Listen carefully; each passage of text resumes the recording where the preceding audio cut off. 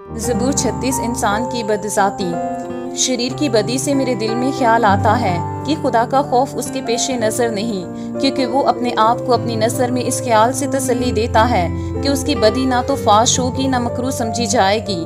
उसके मुंह में बदी और फरेब की बातें हैं। वो दानिश और नेकी से दस्तबरदार हो गया है। वो अपने बिस्तर पर बदी के मंसूबे बांधता है। वो ऐसी राह इख्तियार करता है जो अच्छी नहीं। वो बदी से नफरत नहीं करता। ए खुदावंद, आसमान में तेरी शफकत है, तेरी वफादारी अफलाक तक बुलंद है, तेरी सदाकत खुदा के पहाड़ों की मानित है, तेरे अहकाम नहायत अमीक हैं। ए खुदावंद, तू इंसान और हैवान दोनों को महफूज रखता है। ए खुदा, तेरी शफकत क्या ही बेशकीमत है। बनी आदम तेरे बाजुओं के साया में पनाह लेते हैं।